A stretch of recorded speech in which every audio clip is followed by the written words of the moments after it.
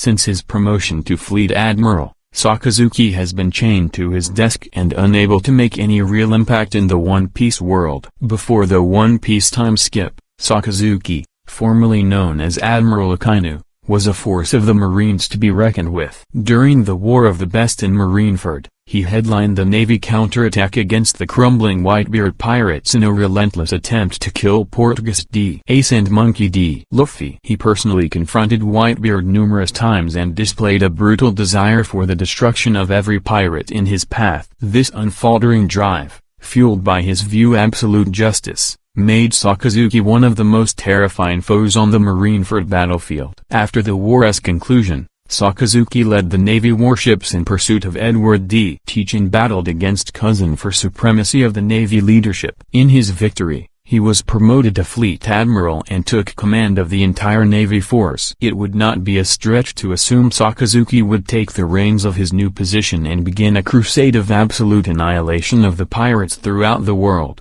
Yet no such act has come to pass. In fact, it appeared as if he had become more complacent. Sakazuki, One Piece's glorified officer worker. The overly simple answer for why Sakazuki held back in his wish for a pirate-free world was due to the lack of freedom the Fleet Admiral role is forced to endure. Admirals could only be sent into the field at the behest of the Celestial Dragons or in major military operations. However, as Fleet Admiral, it could be assumed he would have the authority to launch those operations as he saw fit. Instead, Sakazuki has remained either in his office, planted behind a desk, or arguing with the Five Elders. Due to the high rank the Fleet Admiral holds, there are only two positions he answers to, and a third he is likely unaware of: the Commander-in-Chief, the Five Elders and the mysterious ruler, The relationship between Sakazuki and the Five Elders appears to involve mistrust and strain, possibly implying he is not as trusted to be privy to secret information that Sengoku may have known. Considering this fact,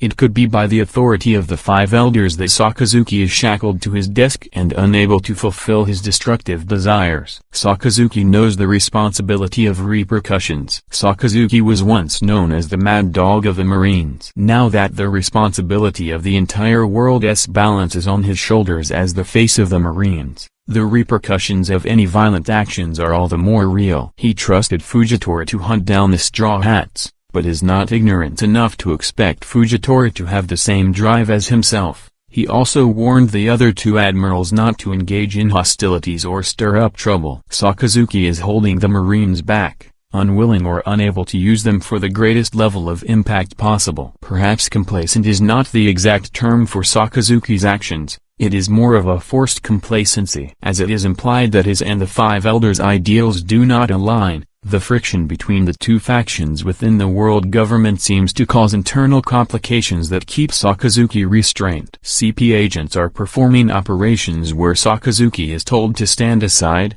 Sword is working secretly within the Marine forces, and One Piece's pirate world is turning on its head with dramatic shifts in power. Sakazuki is not trusted by the Five Elders as the Fleet Admiral, and he knows it.